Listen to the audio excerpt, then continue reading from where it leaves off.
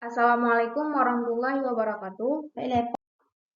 Assalamualaikum warahmatullahi wabarakatuh. Saya Izia Khalkia. Saya Elvira Zahara. Kami ingin mempresentasikan materi tentang kehidupan digital, budaya kekuasaan, dan perubahan sosial di era internet.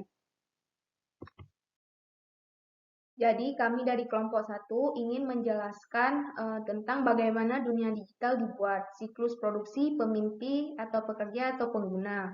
Sebagian besar waktu bagi sebagian besar pengguna, internet muncul secara ajaib melalui klik pada ponsel cerdas, tablet, atau laptop. Sebelum mengambil pertanyaan tentang apa yang terjadi dalam budaya digital, penting untuk memikirkan bagaimana budaya digital mungkin terjadi. Untuk melihat sejarah dan masa kini dari proses produksi yang mungkin dunia online eksis di tempat pertama. Sejarah aneh internet. Setidaknya, internet yang kita kenal saat ini telah berkembang melalui beberapa fase yang sangat berbeda dan akan mengalami perubahan yang lebih radikal di masa depan. Badan Pemerintah Amerika Serikat menciptakan ARPANET untuk memfasilitasi komunikasi antara personil militer dan ilmuwan yang bekerja untuk militer. Sifat net yang tersebar dan ternetralisasi yang memberikan potensi demokrasi yang begitu kuat saat ini pada awalnya dimasukkan untuk memungkinkan komunikasi berlanjut. Jika area jaringan yang luas dihancurkan dalam perang, transformasi sistem ini menjadi jaringan komunikasi publik yang paling terbuka dan terbesar dalam sejarah. Dapat dicicilkan sebagai dan dengan cara yang unik. Ditentukan secara teknologi dalam arti bahwa teknologi itu melampaui tujuan penggunaannya. Tapi tidak ada yang ditentukan sebelumnya tentang berbagai fase yang internet telah melewati. Jalan di mana internet semakin menjadi media utama komunikasi populer adalah jalan berliku dengan banyak belokan tak terduga. Langkah maju penting lainnya terjadi pada tahun 1991 ketika National Science Foundation di Amerika Serikat menerima izin dari militer untuk menghubungkan ke ARPANET. Izin yang diberikan sebagian besar karena hubungan yang erat antara banyak ilmuwan dan militer. Meskipun bukan pembukaan umum untuk umum, langkah ini terbukti penting dalam memperluas jaringan di luar militer dan lebih dalam akademisi sehingga universitas segera menjadi kekuatan penting dalam ekspansi lebih lanjut ke ruang publik.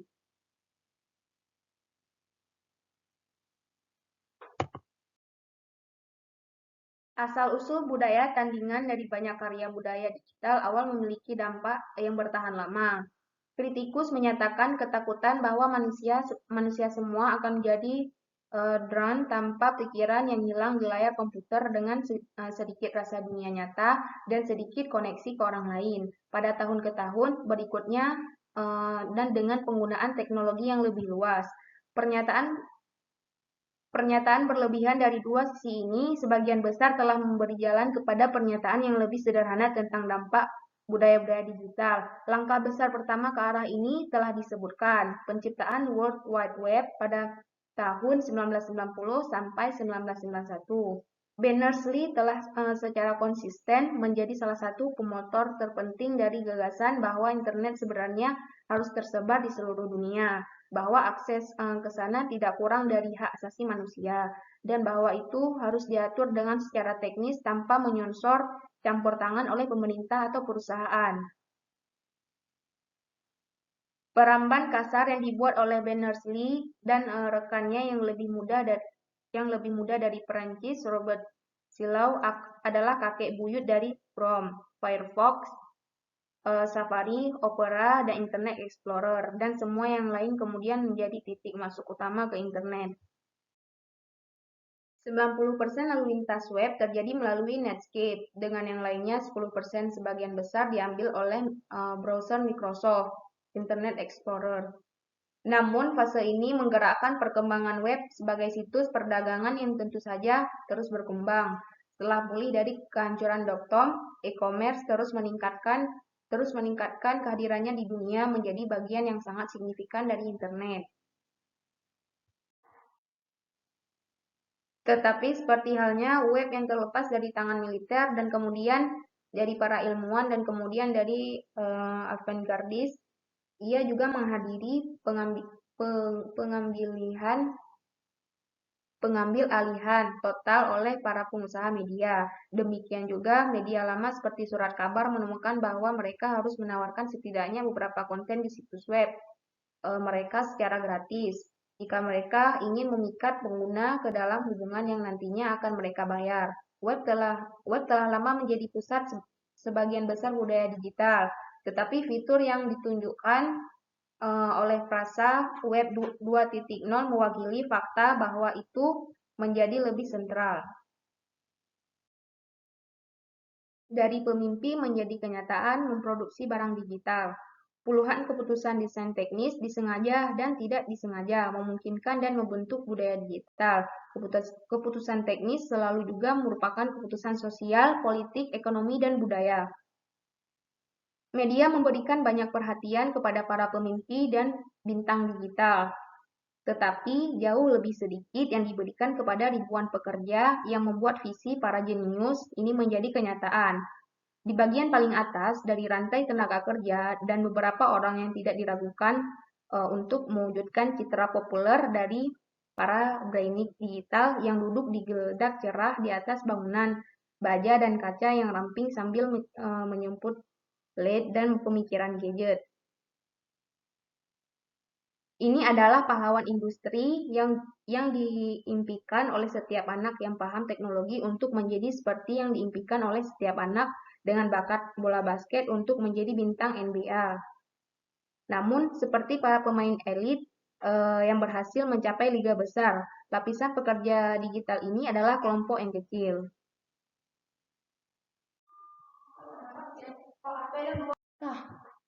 Sebagian besar produksi komputer, ponsel, aplikasi, dan perangkat lunak permainan digital di tingkat kedua dilakukan oleh ratusan Microsoft di bilik kecil yang mengerjakan beberapa bagian kecil dari sebuah proyek yang hanya sedikit dipahami oleh banyak orang. Assalamualaikum warahmatullahi wabarakatuh. Saya Elvia Zahara ingin melanjutkan penjelasan dari Izia Halkia.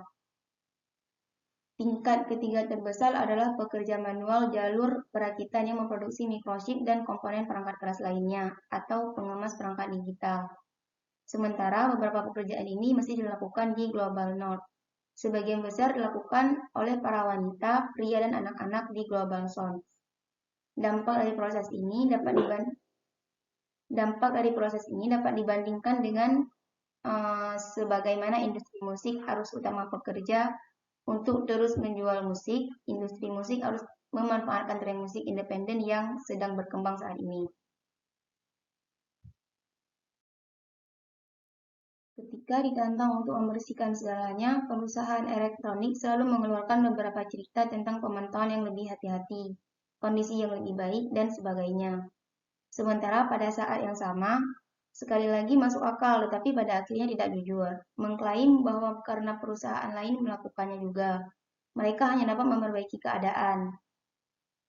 Industri elektronik bukanlah satu-satunya yang mengandalkan praktik perubahan eksploitatif, tetapi elektronik dalam banyak hal merupakan industri kontemporer terkemuka dan dengan demikian, reformasi praktiknya akan bergema di seluruh ekonomi digital. Tekanan untuk melakukan reformasi dengan memberikan gaji yang lebih baik dan lingkungan yang lebih baik, lebih manusiawi, dan lebih aman hanya dapat berhasil jika ditekankan pada seluruh biaya yang dipakai di elektronik. Selanjutnya, memproduksi melalui mengkonsumsi, prosumer, dan identitas interaktif. Salah satu klaim paling umum tentang media baru dibandingkan dengan yang lama adalah bahwa mereka sangat interaktif dan partisipatif. Seorang kritikus menciptakan istilah prosuming untuk menyebut proses di mana konsumen budaya telah menjadi produsen budaya melalui www. Tidak diragukan lagi, budaya digital menawarkan bentuk interaktif baru yang menarik. Beberapa mengkritik ini hanya sebagai langkah selanjutnya dalam branding produk di mana perusahaan yang telah mengubah konsumen menjadi iklan billboard berjalan melalui logo di mana-mana pada pakaian. Sekarang melangkah lebih jauh dengan mengubahnya menjadi tenaga kerja yang tidak dibayar dari produser konten. Sementara dalam beberapa hal, semua pengguna memiliki web, kekuatan individu yang tidak bekerja untuk perusahaan media besar untuk menyebarkan penawaran budaya kepada audiens net. Tidak ada artinya di samping pengecualian sesekali komentar blog atau video yang menjadi viral, sebagian besar berfungsi untuk menghidupkan fantasi tingkat tinggi, seperti cara lotre tetap hidup. Kemungkinan yang sangat tidak mungkin bahwa besok Anda mungkin multi jutawan. Selanjutnya yaitu kamar bersih atau pabrik setan gelap, produksi beracun, limbah elektronik, dan keadilan lingkungan. Di Lembah Silikon saja, tempat kelahiran industri elektronik, ada 30 situs Superphone yang mewakili tingkat kontaminasi racun tertinggi dan Badan Perlindungan Lingkungan di Amerika Serikat. Dengan perangkat digital yang sekarang melebihi jumlah manusia di planet ini, situasinya semakin memburuk. Selain itu, penggunaan perangkat digital yang memonopoli listrik secara ekstensif memiliki biaya yang sangat tinggi dalam sumber daya energi, sehingga berkontribusi pada perubahan iklim global. Daftar ratusan elemen berbahaya dalam perangkat berteknologi tinggi bersama dengan bahaya kesehatan spesifik yang menyertainya akan mengisi sebagian besar sisa buku ini. Ada juga bahaya di beberapa pertambangan yang menggali mineral yang digunakan dalam perangkat digital. Setelah ekstraksi, proses perakitan perangkat elektronik juga sering terjadi dalam kondisi yang mengerikan. Kondisi di Lembah Silikon secara historis sangat tidak memadai, dan kondisi di belahan dunia lain bahkan lebih buruk. Gambar barisan pekerja Tiongkok yang mengenakan gaun medis saat merakit perangkat digital mungkin menunjukkan bahwa mereka dilindungi, tetapi sebenarnya gaun itu untuk melindungi chip dan papan sirkuit dari kontaminasi oleh manusia. Faktanya, keusangan yang cepat yang dialami produk digital telah menyebabkan sejumlah besar limbah beracun dan sebagai kegagalan untuk menangani limbah tersebut secara bertanggung jawab telah menambah masalah. Secara keseluruhan, 50 juta ton limbah elektronik dihasilkan pada tahun 2012 dan diperkirakan lebih dari 70 juta ton per tahun pada tahun 2014. Seperti semua aspek budaya digital lainnya, masalah limbah elektronik bergeser dengan perubahan dalam desain dan pemasaran digital. Tingkat keusangan yang cepat tidak hanya berdampak pada volume sampah elektronik, tetapi juga mengurangi peluangannya untuk didaur ulang. Ini menjadi cara lain di mana masalah e-waste jatuh secara tidak merata pada populasi yang lebih miskin di dunia. Seperti halnya polusi dunia, beban limbah elektronik jauh kepada negara yang kurang berkembang, sementara sebagian besar limbah dihasilkan dari penggunaan di negara berkembang, terutama di daerah Amerika Utara, Jepang, dan Eropa. Sebagian besar pekerja yang terancam oleh limbah elektronik di seluruh dunia adalah orang miskin, perempuan, dan orang kulit berwarna, karena mereka melakukan sebagian besar perakitan beracun dan karena sebagaimana dicatat. Sebagian besar limbah elektronik diekspor dari negara maju dan dibuang di global zones di mana perlindungan untuk disassembler sebagian besar tidak ada.